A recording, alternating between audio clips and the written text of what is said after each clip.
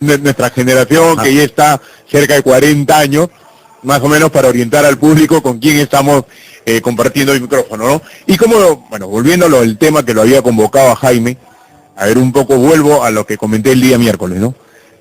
Hace tiempo nos encontramos en una práctica de la U, me invitaste a visitar tu blog, el blog que mucha gente, incluso ayer un amigo que trabajó conmigo, que trabajamos juntos en el gráfico, Christian Giving, escuchó el programa, se metió al blog y le impactaron algunas crónicas tuyas.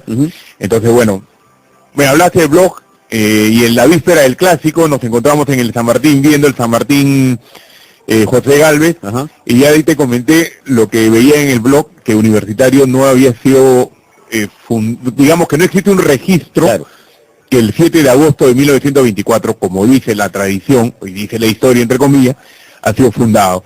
Entonces esto nos llamaba, como este es un espacio dedicado a hinchas de la U, en lo cual queremos ahondar en la historia. Esto ya no va a cambiar el rumbo de Universitario, pero queremos escudriñar mucho más en las fuentes reales y por eso te hemos invitado para que le comentes a todos los oyentes, ¿no? ¿De dónde surge esa premisa de que Universitario no fue fundado el 7 de agosto de 1924? A ver, vamos a empezar con el final primero, que fue lo que yo dije incluso en un informe que hice en CME. La U existe, así que eso no lo cambia nadie, ¿de acuerdo? O sea, 7 de agosto, la fecha que sea, la U existe. Pero, a ver, en mi tesis de licenciatura como historiador estoy investigando el nacimiento del clásico de fútbol peruano, y entonces dije, voy a investigar la fundación de Universitario, dentro de una hipótesis que decía que era un equipo de estudiantes universitarios, ¿ok? Los diarios de los años 20, todos los días, a diferencia de los de hoy, sacaban una columna que se llamaba Vida Universitaria, tanto el Comercio como la Prensa, que eran los diarios más importantes. Digamos los diarios referentes.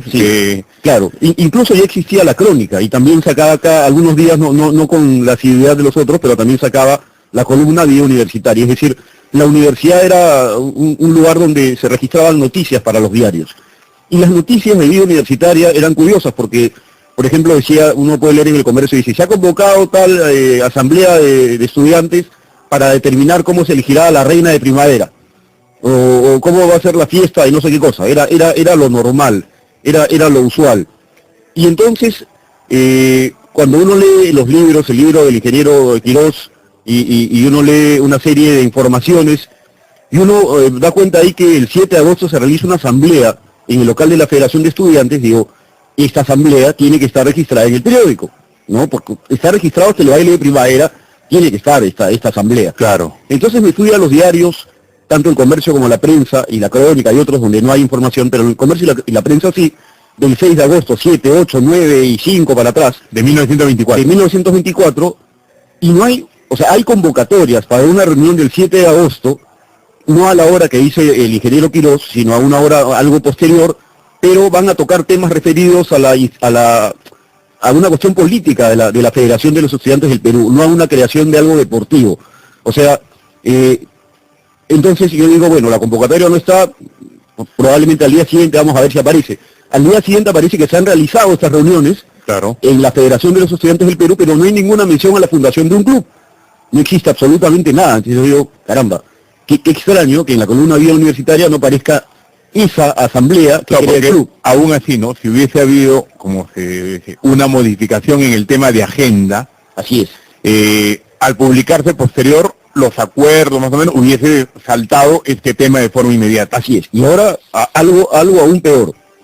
Seguí revisando los periódicos y llegué a septiembre, ¿no? Porque como historiador tengo que ver, pues, qué está pasando, ¿no? Hay un problema acá. Llegué a septiembre y llegué al 25 de septiembre de 1924. Y en esa fecha, el Comercio anuncia que unos días antes, no recuerdo bien la fecha, se ha fundado en septiembre, o sea, el 23, 22 por ahí, se ha fundado la Federación Universitaria de Deportes. Sí, no la Federación Universitaria de Fútbol, claro, que es la que se supone se crea el 7 de agosto. Así es. Y entonces, yo leo ahí los que están en la fundación de la Federación Universitaria de Deportes, son muy parecidos a los otros, pero no son los mismos del acta.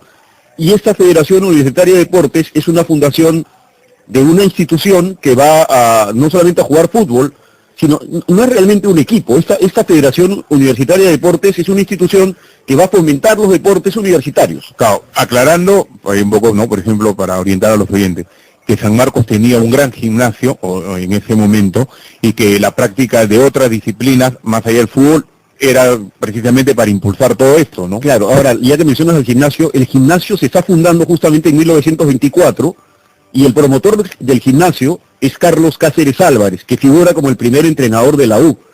Esto ocurre todo en septiembre del 24. En el Comercio hay una página completa, para el que le guste y pueda ir a la Biblioteca Nacional, hay una página completa de cómo era el gimnasio.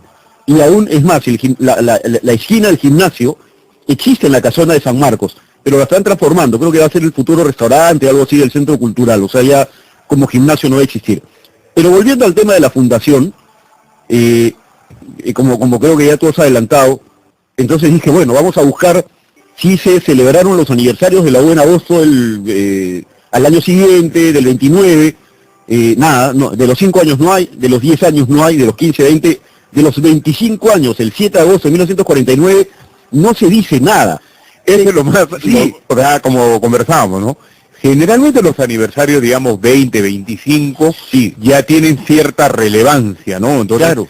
Eso es lo raro, que no hay mención de estos festejos. Pero el que sí hay, en septiembre del 49, el Comercio hace una mención a que hace 25 años se ha fundado la Federación Universitaria de Deportes y le hace una entrevista a Carlos Cáceres Álvarez. Pero esa institución no es la U, pues, porque la U se llama Federación Universitaria de Fútbol. Claro.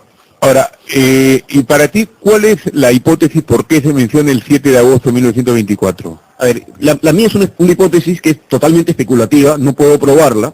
Lamentablemente los personajes ya han fallecido. Sí, justamente es lo que decíamos, ¿no? Pero es la siguiente, a ver, la U no es fundada por San Marcos, como se dice, o sea, ese es un error también. La U la funda la Federación de los Estudiantes del Perú.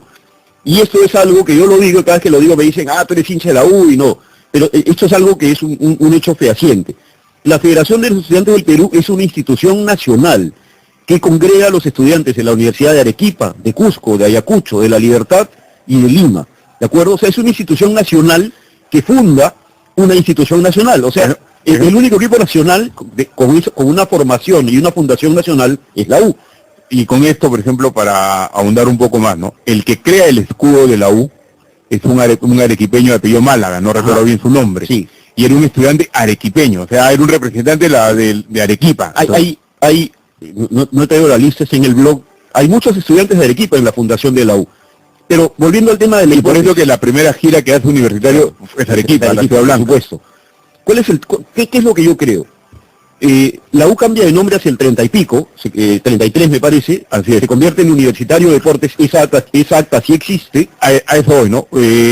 Para orientar también un poco a los oyentes. Ese es el acta que se muestra, está en el Salón de Trofeos del Estadio Lolo Fernández. Para aquellos que puedan un día acercarse a Lolo Fernández, pedir autorización, pueden visitar el Salón de Trofeos. Ahí está el acta. En el libro del ingeniero Quirós también se consigna el acta de 1933, si es que no me equivoco, 33.